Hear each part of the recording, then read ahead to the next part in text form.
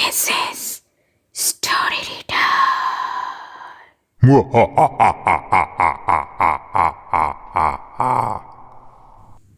নমস্কার বন্ধুরা, SA story রিডারের আসরে তোমাদের সকলকে স্বাগত। আমি শর্মিলা চলে এসেছি আজ একটি সত্য ঘটনা নিয়ে। ঘটনাটি এমডি আহমেদের কলমে কাফনের লাশ ও পথচারী। বন্ধুরা, আজকের ঘটনাটি খুবই ইন্টারেস্টিং হতে চলেছে। তোমরা যারা ঘটনাটি শুনতে চলেছ তারা চট করে আগে ভিডিওটিতে একটি লাইক করে দাও, আর যারা নতুন বন্ধু রয়েছ তারা চ্যানেলটি আগে সাবস্ক্রাইব করে নাও। তবে চলো শুরু করা যাক। আমি এখন যে ভৌতিক গল্পটি বলবো সেটি কোনো বানানো বা কাল্পনিক গল্প নয়। আশা করি সবার ভালো লাগবে। এই গল্পটির ঘটনা ঘটেছিল প্রায় 25 থেকে 30 বছর আগে। আমার বড় খালু মির্জাপুর নামক এক গ্রামে বাস করে। তিনি প্রতিদিন প্রায় 15 কিলোমিটার পথ হেঁটে শহরে বেসিক এলাকায় কাজ করতে আসে। তিনি খুব সাহসী ও পরিশ্রমী। বড় খালু খুব ভোরে আজান দেওয়ার আগে ঘুম থেকে উঠে কাজের উদ্দেশ্যে বাড়ি থেকে বের হতো। তখন গ্রামের রাস্তা পাকা ছিল না, আর এখনকার মতো গাড়ি রাস্তায় চলাচল করতো না। তাই খালু হেঁটে শহরে কাজে যেত। আবার শহর থেকে কাজ শেষ করে বাড়ি ফিরতে অনেক রাত হয়ে যেত। আর এভাবে কষ্টে জীবন চলছিল তার। প্রতিদিনের মতো একদিন কাজ শেষ করে বাড়ি ফিরছিল। তখন ছিল শীতকাল। সেদিন খুব বেশি ঠান্ডা পড়েছিল, তার সাথে কুয়াশা পড়ে চারিদিক তেমন ভালো দেখা যাচ্ছে না। খালু চাদর গায়ে জড়িয়ে ধুলো মাখা পথে হেঁটে হেঁটে বাড়ি যাচ্ছিল।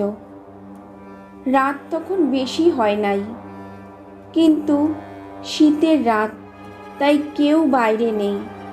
মাঝে মাঝে দূর থেকে শিয়ালের করুণ সুর ভেসে আসছে। হঠাৎ খালুর চলার পথে তার কিছুটা সামনে একটা কাফনের লাশের মতো কোনো মৃত মানুষ যেন তার সামনে শুয়ে আছে। কিন্তু ঘন কুয়াশার কারণে সে ভালো করে দেখতে পেল না। তবে ওটা যে সাদা কিছু হবে তা বুঝতে পারল। সে ভয় না পেয়ে সামনের দিকে হাঁটতে লাগলো, কিন্তু কাফনের লাশটা যেন তার সামনের পথ আগলে দাঁড়িয়ে আছে। খালু ছিল খুব সাহসী, তাই সে চিন্তা করলো সামনের সাদা জিনিসটা যে কি তা দেখবে, কোনো মানুষ নাকি অন্য কিছু। খালু যত সামনে এগিয়ে যায় কাফনের লাশটাও সামনেই থাকে। সামনে থেকে কিছুতেই দূর হচ্ছে না। তখন খালুর মনে কিছুটা ভয় অনুভব করছে। এভাবে কিছু দূর যাওয়ার পর সে সাদা জিনিসটাকে স্পষ্ট দেখতে পেল। আর তখন যা দেখল, একটা সাদা কাফনে চকলেটের মতো করে মোড়ানো লাশ তার সামনে দাঁড়িয়ে আছে। খালুর হাত পা তখন যেন স্থির হয়ে শরীরটা ঘামতে শুরু করলো। সে তখন চিন্তা করলো সামনের দিকে এগিয়ে যাব নাকি পিছনে দৌড় দিব। কিন্তু তিনি ছিলেন খুব সাহসী, তাই বুকে সাহস নিয়ে 1 পা 2 পা করে সামনের দিকে এগোতে লাগলো।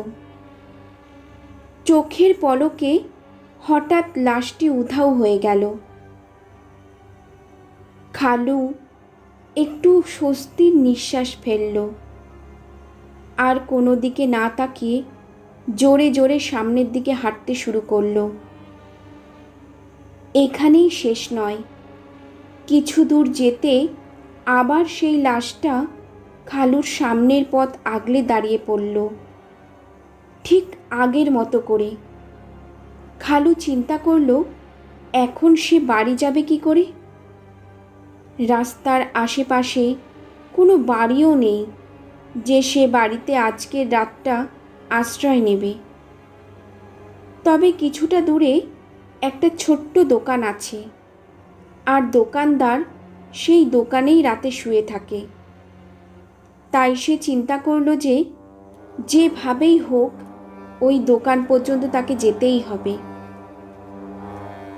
দোয়া কালেমা পড়তে পড়তে যখন দোকান পেয়ে গেল, দোকানদারকে জোরে জোরে ডাকতে শুরু করলো। খালুর ডাক শুনে কিছুক্ষণ পর দোকানদার দোকানের দরজা খুলে বেরিয়ে এলো, আর খালুর ওপর রাগান্বিত হয়ে বলল, এই লোক, এত রাগে ডাকাডাকি করছেন কেন? খালু তখন বলল, ভাই, আগে আমাকে আপনার দোকানে আশ্রয় দেন, পরে সব আপনাকে বলছি। পরে দোকানদার খালুকে সেই রাতের জন্য তার দোকানে আশ্রয় দেয়। এরপর সকাল হলে খালু বাড়ি ফিরে যায়। তারপর সে শহরের কাজটাও ছেড়ে দেয়, আর কোনো দিন রাতে ওই পথ দিয়ে চলাচল করে না। বন্ধুরা, ঘটনাটি তোমাদের কেমন লাগলো কমেন্ট করে অবশ্যই জানিও। বন্ধুরা, তোমরা ভিডিওটিকে লাইক, শেয়ার, সাবস্ক্রাইব করলে আমাদের চ্যানেলটি ধীরে ধীরে গ্রো করবে।